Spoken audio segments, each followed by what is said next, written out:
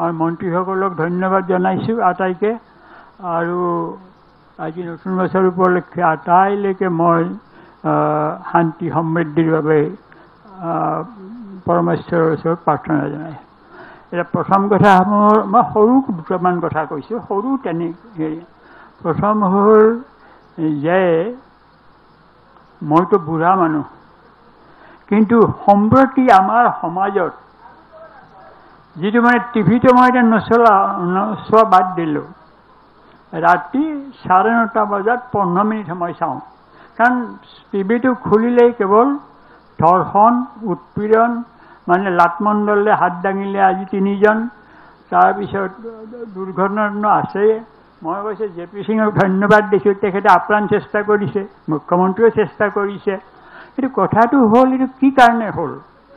এতিয়া বন্দনা কলিতা, তেওঁতো এটা সম্ভ্ৰান্ত মানে আমাৰ বজালী অঞ্চলৰ মহিলা, এটা ভাল পৰিয়ালৰ মহিলা। তেওঁ শাহু শহুৰক কাটি পেলাই মাৰাটো বেলেগ কথা, টুকুৰা টুকুৰ কৰি বস্তাত ভৰাই দূৰত পেলাই থৈ আহিল। এই মানসিকতাটো মোৰ জীৱনত কেতিয়াও দেখা নাছিলোঁ। সেইটোৱে অকল নহয়, যে ডাঙৰ কথাটো হৈছে কি যে শাহুৱেকে গিৰিয়েকক মাৰিছে, মানে গিৰিয়েকে ঘৈণীয়েকক মাৰিছে, আনকি মানে নিজৰ সতি সন্তানক। আগতে মানে পিতৃ মাতৃ বুলিলে কি আছিল, এতিয়া পিতৃ মাতৃক হত্যা কৰাটো একো কথা নহয়। মানে আপোনালোকে যিসকলে, মই কাকো দোষাৰোপ কৰিব খোজা নাই, মই এইটো কথা ঠিক দেই, মই কাকো দোষাৰোপ কৰিব খোজা নাই। কিন্তু এইটো কি কাৰণে হ'ল, অমুকত কি যে প্ৰধান শিক্ষকে 5 বছৰীয়া মানে ছাত্ৰীক ধৰ্ষণ কৰিছে। মানে এনেকুৱা আজিৰ পৰা ধৰক কেইবছৰমান আগলৈকে এইবিলাক অকল্পনীয় আছিল। এইটো আপোনালোকে সকলোৱে জানে যে অসমীয়া যুৱকে পাৰ মাৰি খাব নাজানে, সাহস নকৰে। এইটো আছিল আগৰ মানে কথা। গতিকে আমাৰ গোটেই সমাজখনৰ এটা দাৰুণ এটা পৰিৱৰ্তন আহিছে। আৰু আমাৰ শুক্লবৈদ্য ডাঙৰীয়াই আবকাৰী মন্ত্ৰী হ'লেও তেখেতে কিন্তু কৰিয়ে আছে এটা কথা, যে মদ খাই পেলাই হাল্লা নকৰিবা। তাৰ বাবে মই তেখেতক ধন্যবাদ জনাইছোঁ। আৰু এতিয়া গোটেই কথাটো হ'ল যে এইটোত আমি পৰিৱৰ্তন কৰিব লাগিব। পৰিৱৰ্তনটো আমি নকৰিলে, এনেই মনে মনে বহি থাকিলেতো নহ'ব। এতিয়াতো মানে সদায় মানে আমি দেখিয়ে আছোঁ ধৰ্ষণ আৰু চাকৰিয়াল যিবিলাকক গ্ৰেপ্তাৰ কৰা হৈছে। আগতে মানে গ্ৰেপ্তাৰ কৰি নিলম্বন কৰাটো এটা লজ্জাজনক কথা আছিল।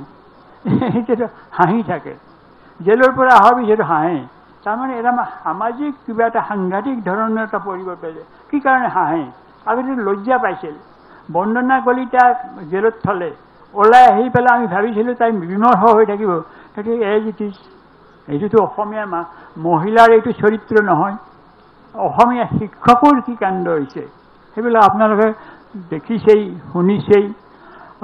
গতিকে এই ক্ষেত্ৰত মই ভাবোঁ এটা মুখ্যমন্ত্ৰী ডাঙৰীয়াক মই অনুৰোধ কৰিব খুজিছোঁ, এই এটা আমাৰ মনস্তাত্ত্বিকসকলৰ, চিকিৎসকসকলৰ আৰু বিশিষ্ট পণ্ডিতসকলৰ এখন আলোচনা চক্ৰ কৰিব লাগে। আৰু এই বিষয়টো অতি গুৰুতৰ বিষয়। মানে ল'ৰা ছোৱালীয়ে মাক দেউতাকক নামানিব, ককাকক নামাতিব। গতিকে এইটো এটা মোৰ প্ৰথম কথা। এতিয়া এই ক্ষেত্ৰত মই ভাবোঁ এখন ভাল ছেমিনাৰ হ'ব লাগে, এটা গৱেষণা হ'ব লাগে, আৰু তাৰ ৰিজাল্টখিনি আমাৰ জনসাধাৰণৰ মাজলৈকে নিব লাগে।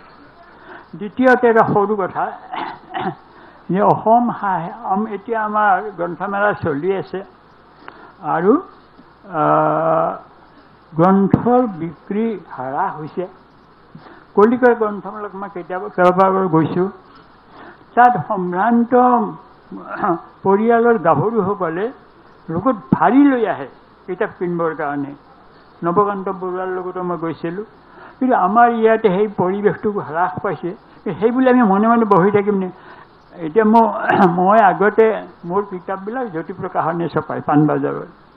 আগতে ছপাইছিল 2,500, আৰু মোক বছৰি কমেও 2 লাখ 2.5 লাখ তেওঁলোকে ৰয়েলটিয়ে দিছিল।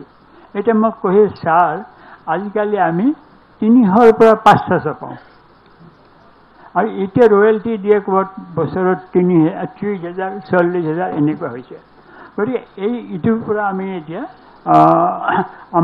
মই সাহিত্যসভাৰ সভাপতি থাকোঁতে 1 জানুৱাৰীত কিতাপ বিতৰণ কৰা এটা ছিষ্টেম উলিয়াইছিলোঁ বহুত ঠাইত আছে এতিয়াও আৰু মই নিজে জাতীয় বিদ্যালয়ত 5,000 কিতাপ বিলাইছিলোঁ তেওঁলোকে ফটো চটো ৰাখিছে গতিকে এতিয়া এই বিষয়ে মই তেতিয়া পদ্ম বৰকটকীয় মোৰ লগত আছিল এই 1 জানুৱাৰীৰ এনেকুৱা বৈঠকত আমাৰ প্ৰয়াত তৰুণ গগৈ ডাঙৰীয়া মুখ্যমন্ত্ৰীক এই কথাখিনি অৱগত কৰাইছিলোঁ তেতিয়া তেওঁ লগে লগে ক'লে যে মই এই বছৰ 20 কোটি টকাৰ কিতাপ কিনিম তাৰ পিছৰ বছৰো কিনিলে কিন্তু তাৰ পিছত বোধহয় কি কাৰণে জানো এইটো বন্ধ হৈ গ'ল গতিকে এই ক্ষেত্ৰত তেখেত আমাৰ মুখ্যমন্ত্ৰী ডাঙৰীয়া নিজেই বিশিষ্ট লেখক কিতাপৰ প্ৰতি তেখেতৰ বিশেষ আকৰ্ষণ আছে গতিকে এই ক্ষেত্ৰত ব্যৱস্থা ল'ব লাগে আৰু নাই অকণমান আৰু তৃতীয় কথাটো মই ক'ব খুজিছোঁ যে চাওক বাতৰি কাকত আৰু চৰকাৰৰ লগত আমাৰ ওতঃপ্ৰোত সম্পৰ্ক আছে এটা বাতৰি কাকত প্ৰতিষ্ঠানটো মালিকৰ নহয় কেৱল সিও এখন ক্ষুদ্ৰ চৰকাৰ তাত পৰিচালক আছে সাংবাদিক আছে কৰ্মচাৰী আছে তাৰপিছত প্ৰেছমেনবিলাক আছে আৰু গোটেই কাগজখিনি বাহিৰলৈ উলিয়াই নিবৰ কাৰণে বা পৰিৱেশন কৰিবৰ কাৰণে আমাৰ হেৰিবিলাক আছে মানে হকাৰবিলাক গতিকে বাতৰি কাকতৰ গোটেই এটা ডাঙৰ এটা মানে এইটো অনুষ্ঠান মই ভাবোঁ চৰকাৰে অলপ দৃষ্টি দিব লাগে আৰু অকণমান মাত্ৰ 2টা পইণ্ট এই ক্ষেত্ৰত এতিয়া কথা আছে যে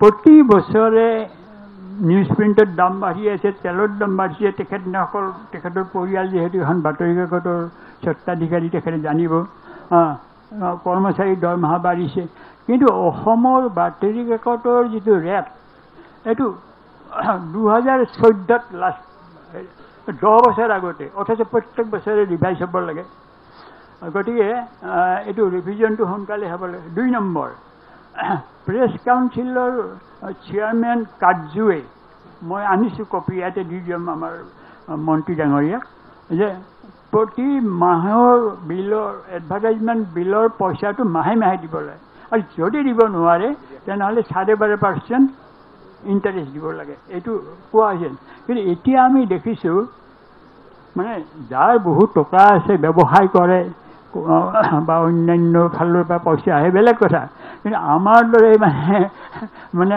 সাধাৰণভাৱে ওলোৱা আমাৰ কাৰণে কষ্ট হয় বিগত 6 মাহ ধৰি পেলাই বিজ্ঞাপনৰ পইচা দিব পৰা নাই কিন্তু আমি দৈনিক নিউজ পেপাৰ কিনিব লগা হৈছে চিয়াঁহী কিনিব লগা হৈছে কৰ্মচাৰীক মাহেকে দৰমহা হৈছে এই 6 মাহ কি কাৰণে লাগিল তাৰপিছত আমাৰ আৰু তেনেকৈ বিজ্ঞাপন বিতৰণৰ ক্ষেত্ৰতো মানে বৈষম্য আছে জনসংযোগক আমি যেতিয়া কওঁ যে এইটো দেখোন আমাক বিজ্ঞাপন নিদিলে বোলে এইটো ওপৰ মহলৰ নিৰ্দেশ আছে ওপৰ মহলৰ বুলিলে তেওঁলোকে কি বুজে আমাৰ নাজানো আৰু কিন্তু মানে কি কাৰণে আমি ডিপ্ৰাইভ হ'লোঁ এই ডিপ্ৰাইভেশ্যনৰ কাৰণে আমি এখন RTI মাৰিলোঁ আৰু RTIখন মাৰিলোঁ 2022 ডিচেম্বৰত 1 বছৰ পুৰা 1 বছৰ 3 মাহৰ ভিতৰত আমি ৰিজাল্টটো পাব লাগে 1 বছৰ হৈ গ'ল আজিলৈকেতো নিদিলে তাৰপিছত আকৌ আমি আপিল কৰিলোঁ আপিলৰো ৰিজাল্ট নাই গতিকে এই ক্ষেত্ৰত মই আৰু আমি হাইকোৰ্ট কৰিছিলোঁ আমি এখন নৰ্থ ইষ্ট নিউজ পেপাৰৰ ফালৰ পৰা হাইকোৰ্টৰ অৰ্ডাৰটো আছে যে 2 মাহৰ ভিতৰত মেক্সিমাম 60 ডেজৰ ভিতৰত পে'মেণ্টখিনি কৰিব লাগে আৰু ইয়াৰলি ৰিভাইজ হ'ব লাগে গতিকে এইখিনি মানে মই দৃষ্টি আকৰ্ষণ কৰিলোঁ আৰু মই গোটেই বস্তুখিনি আমাৰ পীযুষ হাজৰিকাক দি যাম অশেষ ধন্যবাদ জনালোঁ